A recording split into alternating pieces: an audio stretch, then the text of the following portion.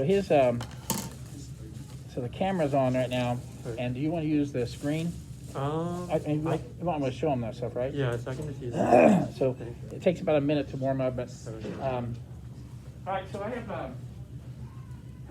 thought we'd have Jonah speak today, and then I watch EJ gave me a DVD or not DVD, it was a little clip, and I thought I'd like you to see that because I thought that was interesting.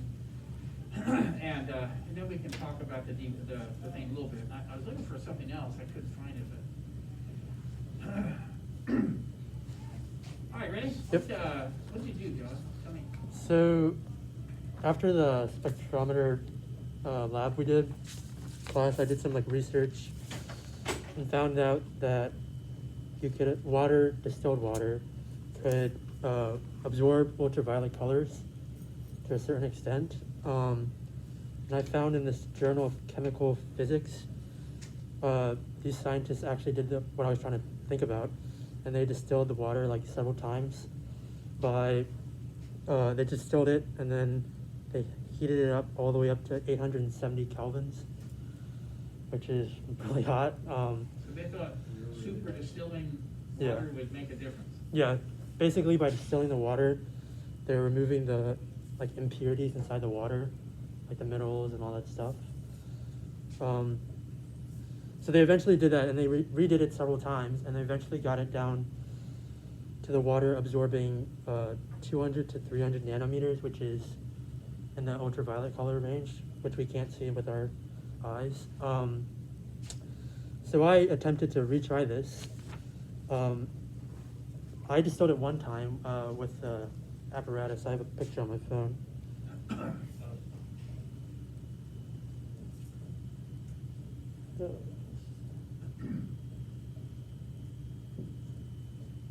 Even though I had given you some equipment, I didn't have all the equipment you needed. Didn't you go to your?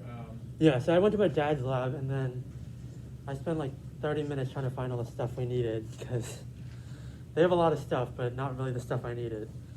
But eventually I did find all this stuff, and let's see.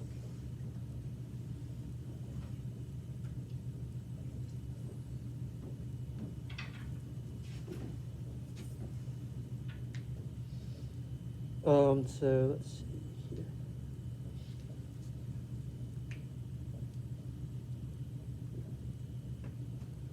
So basically that's, I'm not sure if you can see that. Yeah, basically that tube right here, the yellow tube, was feeding in methane gas, and then this clear tube had some water inside of it, and then there's a vac. I don't know what it's called. The methane is for the burner. Yeah, for the Bunsen burner, right there. It's from a box where they do the experiments. I'm not sure what it's called, but where they have the vacuum. I'm not sure what it's called, but they call it a hood. You said. Hood, yeah. I'll go against it. So they have methane gas hooked up inside of that and water. So basically, the methane gas is for the Bunsen burner here, which is under the water from the tap water. And then tap water you started with. Yeah. And then, so basically this is I think it's called a condenser. So the water, it's inside this tube. There's an inside tube and then an outer tube.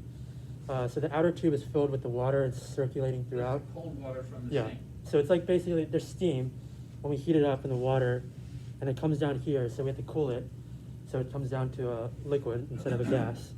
And then basically all it circulates and then comes down into this bucket of water. And then this is basically just all we used for the experiments, so a ring stand, tubing, some clamps, and that's basically the condenser. So you can see there's an inner tube there, and then there's an outer tube. So the steam goes through the inner tube. Yeah, so the steam goes through here, and then basically the water's inside here, circulating, and basically cooling all this stuff.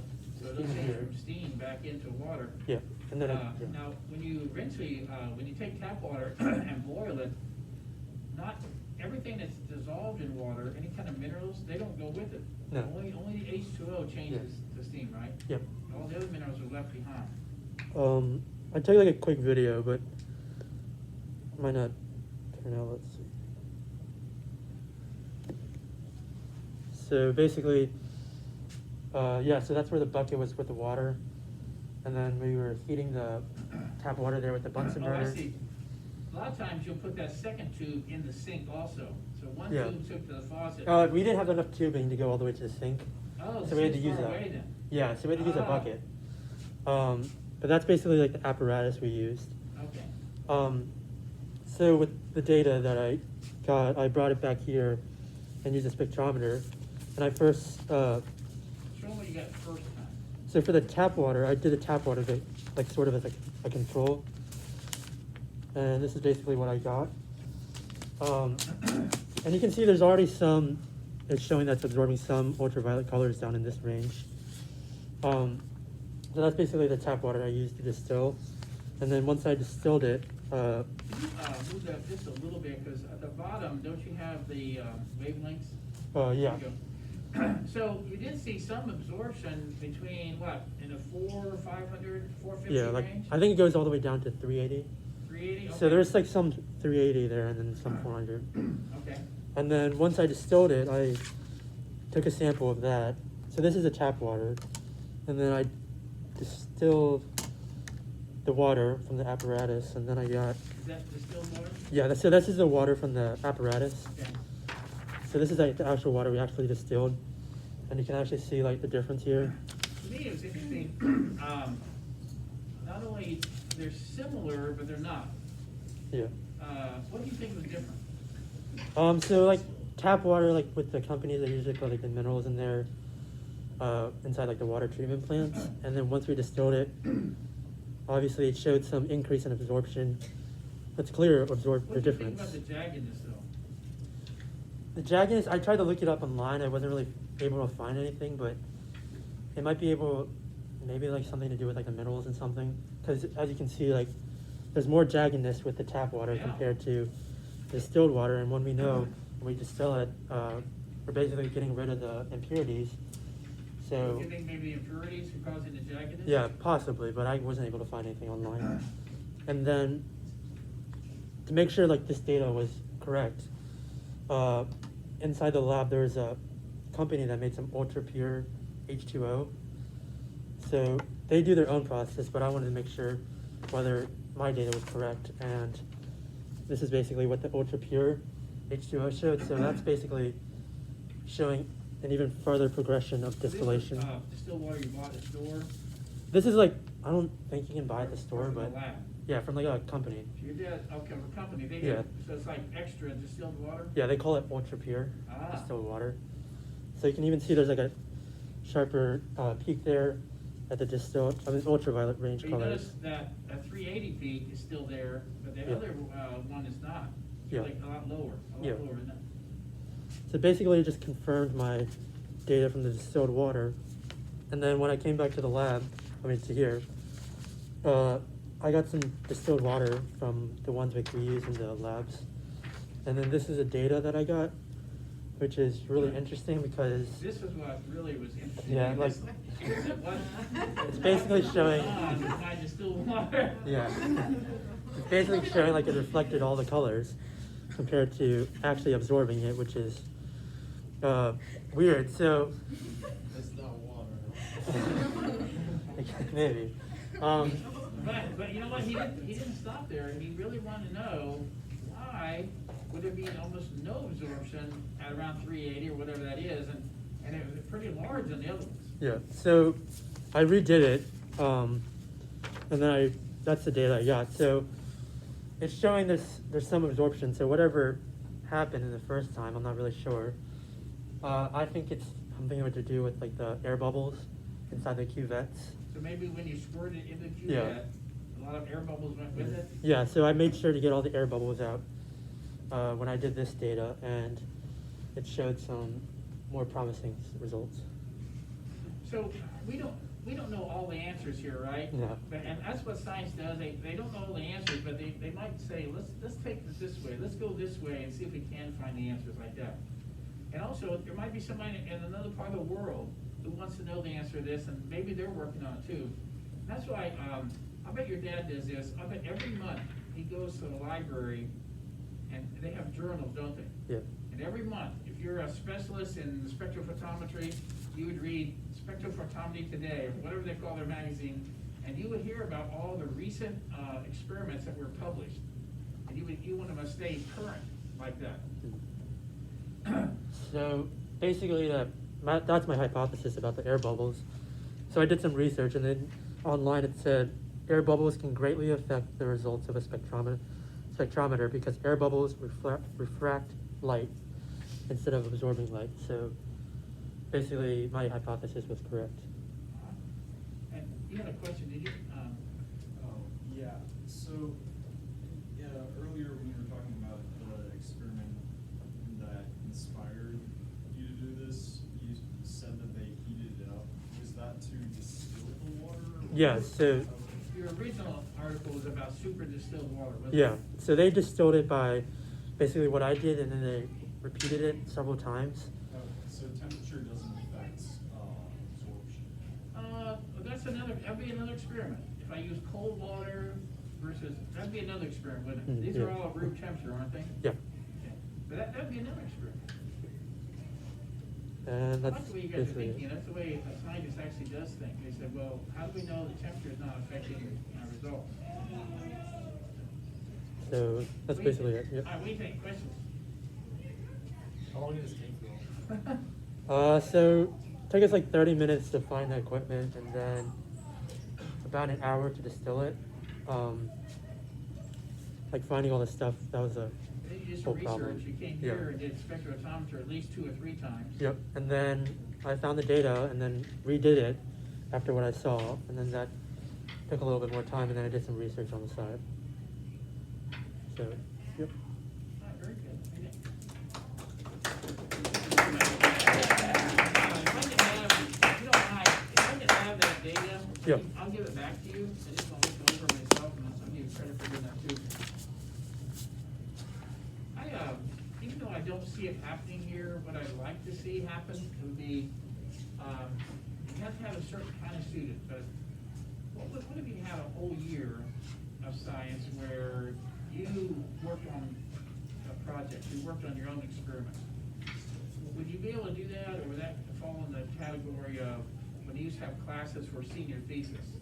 Oh, that's a study hall, isn't that right? So day after day you came in as a study hall, you know? But if you did have a class, maybe it was only 6 or 7 students, and they could do experiments and just say, I'd like to really go into this area. That would be pretty neat to have a high school. I've never, not too many high schools are gonna do that. But I would think that would be pretty neat. Just call it, what do you want to call it?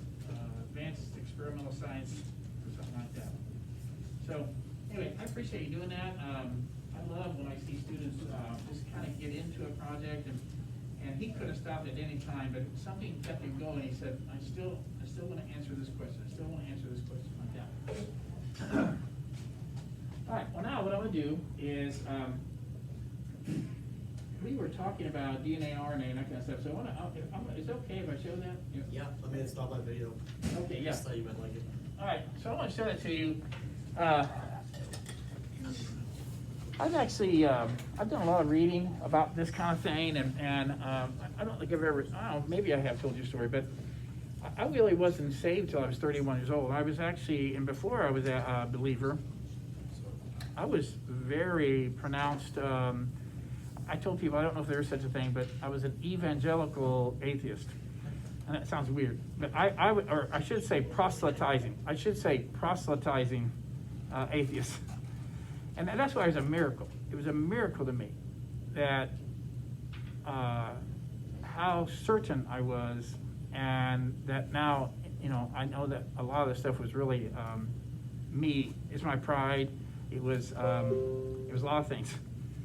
So let me show you. Let's see. Where are you down here? Tell me if I go by it. I'll find. Oh, there you are. There you were. Right there. All right. So this is would you know the guy's name? His name's Stephen Myers. He's actually a mathematician. Like he's got a PhD in some sort of math. But Okay. Of the amino acids are the building blocks of the proteins, right? It's like At each one of these sites, how many possible amino acids could be part of a growing protein? You know this from the biology, that there are 20 possible protein-forming amino acids, okay? So you've got a 1 in 20 chance at each site. So to get two, at two sites, how many possible combinations? do Two you that have? you want. 20 times 20 again, so 400. If then you go to 3 sites, how many possible combinations? 20 times 20, 400 times 20 again, 8,000, very good and quick, okay? Now 8,000 times 20 again, 160,000, and we're only to 4, okay? So there's a vast number of possibilities. You've got a 1 in 20 times 1 in 20 times 1 in 20 times 1 in 20, going out however many sites you have for amino acids. So in a chain of amino acids that's just 10 sites long, you're already to 20 to the 10 possible combinations. That's 10 trillion possibilities. But most proteins, even modest length, shortest proteins, are 100 to 150 amino acids. The average length proteins may be 300 to 400 amino acids. Can you see what's going to happen to these exponential numbers as far as the number of possible ways of combining the amino acids? Let's take a protein of 150 amino acids in length. That's a very modest, not real big one, okay? So we'll do that same calculation. We've got 150 sites with 20 possibilities at each site, 20 to the what power?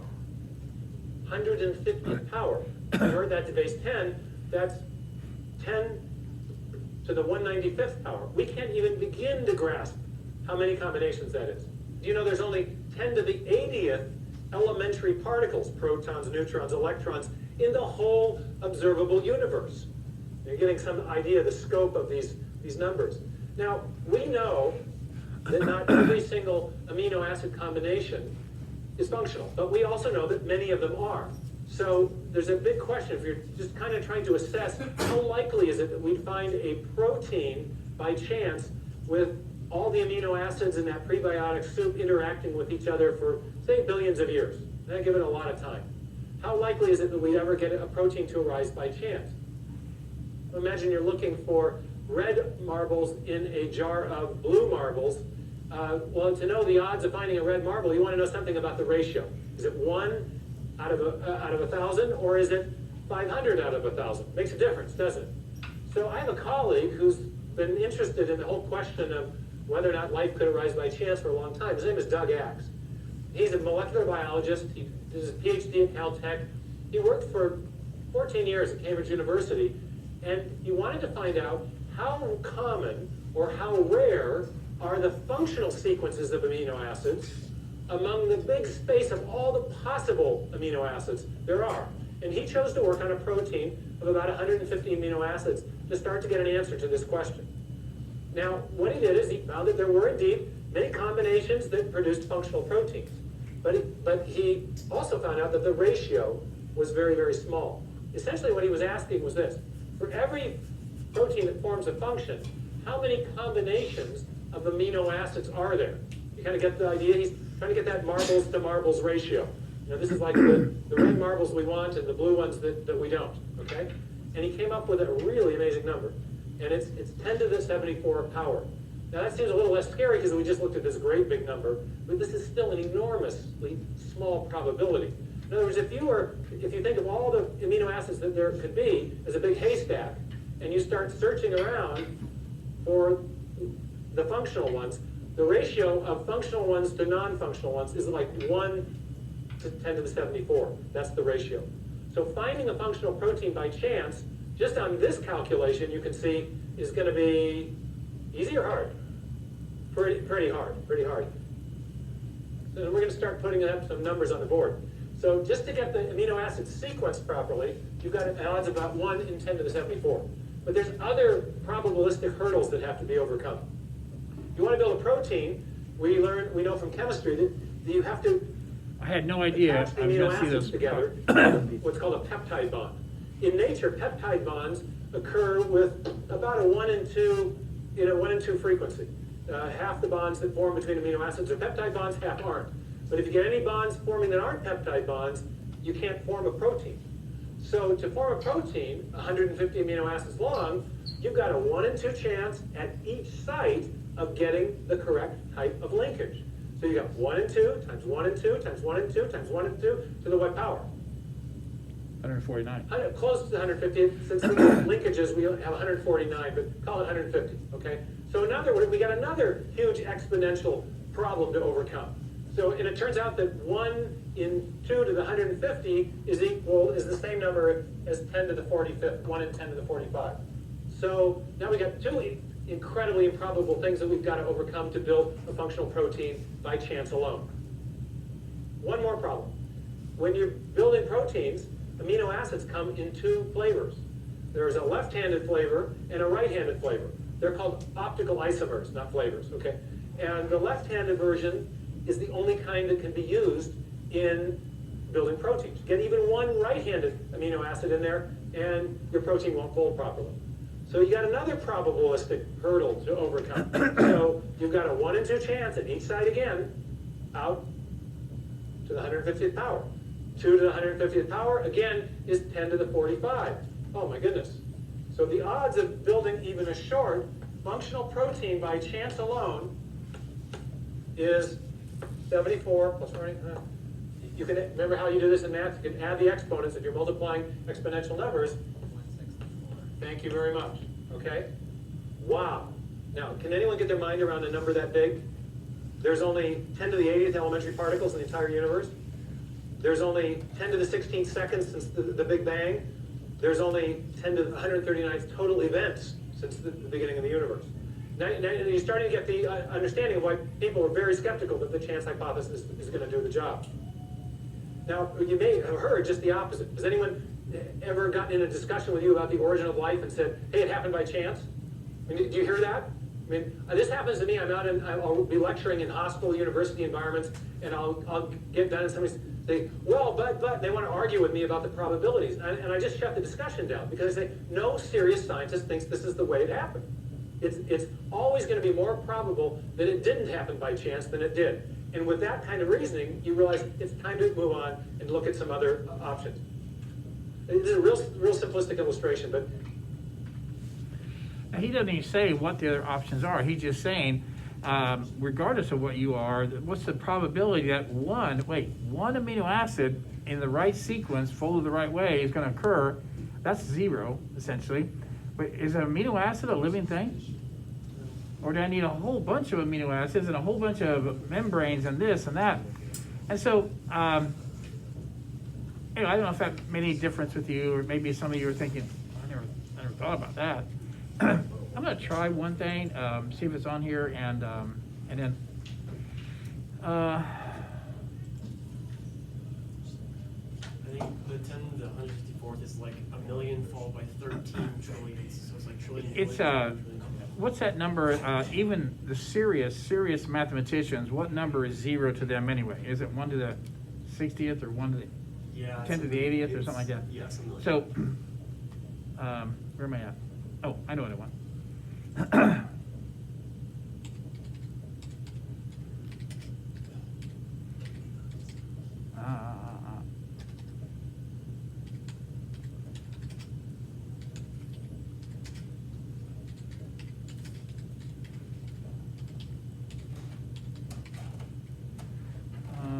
I'm gonna take a chance. I know I have this video. Oh, that might be it. Oh, this is it. Wait. No. Wait. Oh, yeah, that's it. 13 years ago, that's right. So I went to Chapel Hill, and I had a group. It was a summer group. They're doing summer camp stuff. And we went there, and they had these. And if you were an educator, they gave one of these for free. Somebody paid for a lot of teachers to have this. But what this is the story of DNA making RNA, RNA going to the ribosome and making a protein. But they tried to make an animation that was real time. And so how fast can this happen in a cell? Do you want to see this? Is that? Yeah. It's pretty amazing. So how much time do I have here? 4? Okay, I got this right.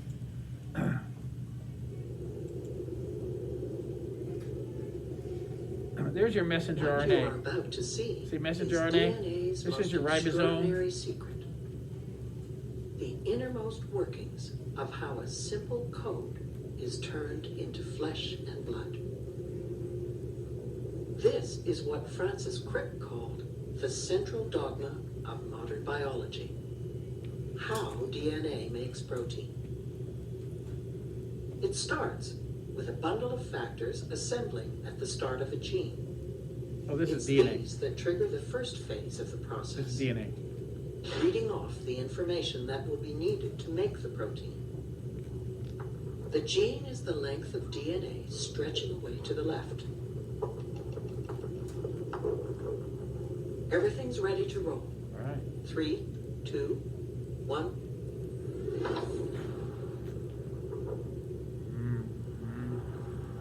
The blue molecule racing along the DNA is reading the gene. It's Yeah, it separates the unzipping two double strands. helix Yeah. and copying one of the 2 strands. The yellow chain That's real snaking time. out of the top That's what they say. is a copy of the genetic message, and it's made of a close chemical cousin of DNA called RNA. The building blocks to make the RNA enter through an intake hole. They are matched to the DNA, Those would be letter RNA by letter, nucleotides. to make an exact copy of the A's, C's, G's, and T's of the gene. The only difference is that in the RNA copy, the letter T is replaced with a closely related nucleic acid known as U. Well, You are it's just watching a this base. It's process just a base. called transcription in real time. It's happening right now in almost every cell in your body. It's a bit like taking the information off a hard disk on a computer and put it into memory, but making it a real program that's running. So that process of DNA to RNA is like running a program, double clicking on an icon. When the RNA copy is complete, it snakes away from the nucleus and into the outer part of the cell. Cytoplasm. Then, in a dazzling display of choreography, all the components of another molecular machine lock together This is around your the ribosome. RNA to form a miniature factory called a ribosome. It translates the genetic information in the RNA into a string of amino acids that will become a protein. Special transfer molecules, the green triangles, bring each amino acid to the ribosome. The amino acids are the small red tips attached to the transfer molecules. There are different transfer molecules for each of the 20 amino acids. They all carry a specific 3-letter code that will be read by the machine. Now we come to the heart of the process. Inside the ribosome, the RNA is pulled through like a tape. The code for each amino acid is read off, 3 letters at a time, and matched to 3 corresponding letters on the transfer molecule. When the right transfer molecule plugs in, the amino acid it carries is added to the growing protein chain. Again, you are watching this in real time. And after a few seconds, the assembled protein starts to emerge from the ribosome. Ribosomes can make any kind of protein. It just depends what genetic message you feed in on the RNA. In this case, the end product is hemoglobin. Ooh, where they stop It's crazy how fast What now? That's crazy how fast it's transcribing the RNA. Good grammar Maybe. and spelling are important, but if you want to write essays that inspire, Wait, messages that forge brighter... I'll start again. Wait. It's just crazy how fast the RNA polymerase is transcribing. Transcribing is DNA to RNA, and then translating is when RNA is translated into the actual protein. Anyway, I don't know if have you ever seen anything like that in your life? I remember the first time I saw it, I was blown away. I mean, I don't know even who made that. Somebody made that animation, a computer animation. It had all kinds of mathematics in there and stuff like that. Well, I thought I'd just show it to you, so I hope that's interesting to you. And even at that speed, What now? mistakes, and even at that speed, mistakes 1 in 1,000. And even so, let's say I make hundreds of that same protein, and I have one mistake. Well, that protein just doesn't work. It just doesn't work. It's probably going to be taken apart and used, and the parts are going to be used. So I find it amazing that the cell has so many machines, so many things that work, and they have to have every component. And that's why when I was an atheist, I just thought, no, it happened over time, billions of years, blah, blah, blah, okay. But to think about, you can't make one part of that machine and not have the other parts. What's it going to do? What did one part of that machine do without the other parts? So he said, well, I think I'll just wait here a few billion years until you make the other part. And I didn't even think like that. And I'm not going to tell you what to believe, okay? You know, if somebody can talk you into something, somebody else can talk you out of it, can it?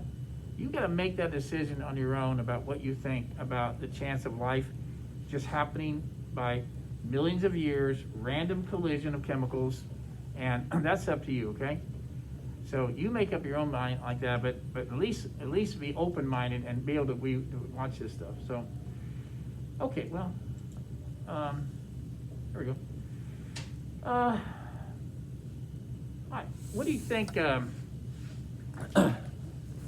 What do you think about the first thing, about the one that EJ sent me?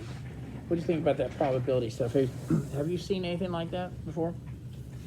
And even though you'll never, the scientists can never win the argument if they actually debate and they use mathematics, they'll never be able to use mathematics to say it could have happened. The chance of it happening, it's there, and they can't. So they won't do that. But what's interesting is, when you go to college, almost for certain, the biology book that you're going to have is going to say that happened. Even though the author themselves probably knows that in a debate, probability is 0. They don't want to put that in the book. They don't want to say the probability of life occurring by randomness is 0. They don't want to do that because it doesn't fit the narrative. It doesn't fit the story that they want. The other thing that biology books do is that they put real science in there, and then they put stuff that's speculation. This is provable, and this is not. And then they do a good job of weaving a story. And when you have a story like that, you can't say, I don't believe that, because then you know some parts of it are true, but they want you to swallow the whole pill. And I don't know if have you ever talked about this in humanities, where somebody interwoven facts with non-facts, and they want you to swallow it as being true. And unfortunately, the world you live in, it happens in not just science. It seems to be happening everywhere. In politics, it happens everywhere. And I find that's too bad. There was a time, even when I was young, where if you were not honest, if you weren't honest telling a story, everybody would find out about it, and then they'd all know not to listen to you. But that's not the case anymore. That's not the case anymore. So, all right. Well, that's pretty much all I have. Do you have any comments about organic chemistry? I already told you this before we started. My job was not really to teach you what they do in college in organic chemistry, because you have to take, if you're a science major and they say you have to take organic chemistry, it's 2 full semesters. You get that? I can't do that in 4 weeks, 5 weeks time. But I did want to give you a foundation, the foundation of organic chemistry. So when they say something, even in biology class, well, this is an alcohol, or this is a that, or this is, if you at least have heard this stuff, it's going to make you say, I know what you're talking about. I know what you're talking about. And that's all I can do. Some people, when they go to college, some of them love organic chemistry. I didn't like it. I didn't like it because most of the book was, let me show you the 5 steps on how to put paradichlorobenzene. this and this catalyst, this, and that's step 1. Now, and so I had to try to memorize 5 steps just for that. And they didn't want you to do that for 20 things, And so it really, it was just a lot of memorization. And I think if I'd gone somewhere else, or maybe it was a different kind of teacher, maybe I would have fallen in love with organic chemistry. I didn't like it. We had a couple students here over 10 years ago. Imagine both your parents are PhDs, and one of them has 2 PhDs. What kind of pressure do you think that puts on them to do well in school? You think that might happen? Okay. So anyway, one of them worked at Duke University. He was in charge of all animal research at Duke University, all of it. You know, if you're doing an experiment here on animals, so anyway. And he had 2 PhDs. And the mother was a veterinarian, and she had a PhD. And I clearly still remember the story. She said, I hated organic chemistry in college. I hated it. But you know what? I knew I wanted to be a veterinarian. So it didn't matter. It didn't matter that I hated organic chemistry. I wanted to be a veterinarian. I did whatever it took. I did whatever it took to get through organic, and then I became a veterinarian. So some of you, I'm hoping you're going to have a good exam, a good organic chemistry wherever you go to college. And the only people who are going to take it if you're a biology major or a medicine or even a chemistry major wouldn't have to take it. They probably chemistry would have to take it, yeah, chemistry major, but biology major, yeah, pre-med, nursing, any of that kind of stuff, they'd make you take it. All right, what do you think? Ready to move on to something else? Well, not today. That's what I thought. Today, I didn't think today I wanted to really start something new. So, anyway, what I am going to do next week, starting Monday, we change completely, and we start talking about nuclear chemistry, okay? I want to tell you a quick story. A long time ago, more than 10 years ago, when they had AP chemistry, I even went to a 5-day workshop at Wake Forest University for AP chemistry teachers. I thought, well, can we do AP chemistry here? And it was my decision and Mr. Greer's. I just didn't think it was going to work here. The AP at other places, you needed 2 hours a day, 5 days a week. So if you had chemistry, 2 hours a day, 5 days a week, you could get everything done.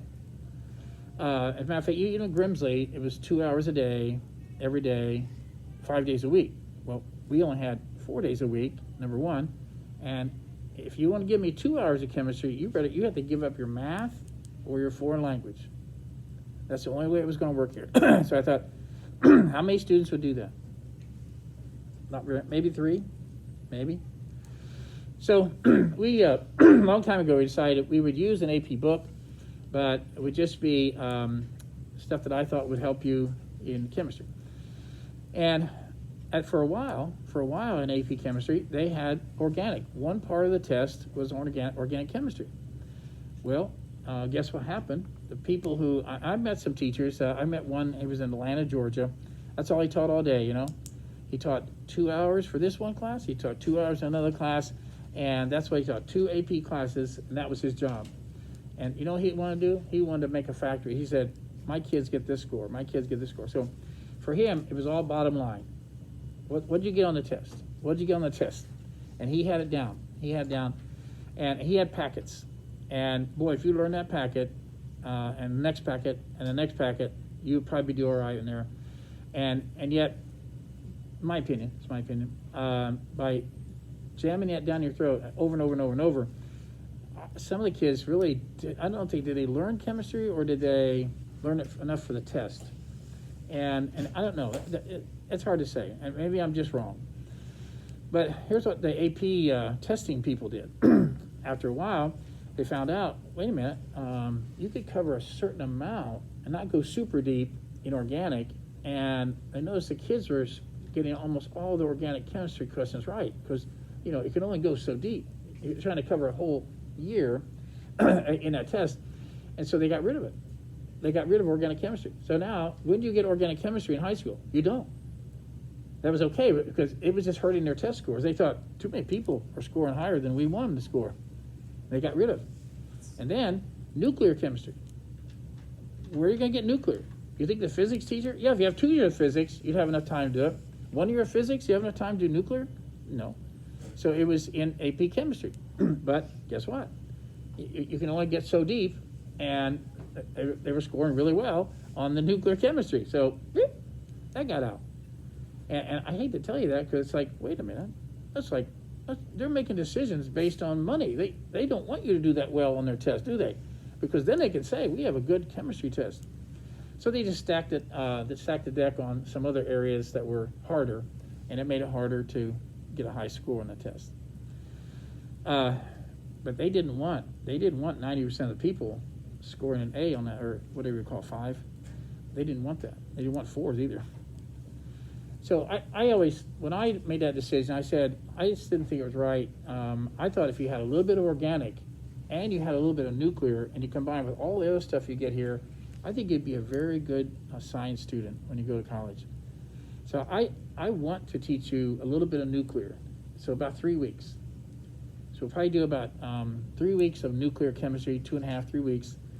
And then, believe it or not, there's only a little bit of time left. And I'd like to do maybe about 10 days of quantum mechanics, where I talk about electron configuration. Remember that?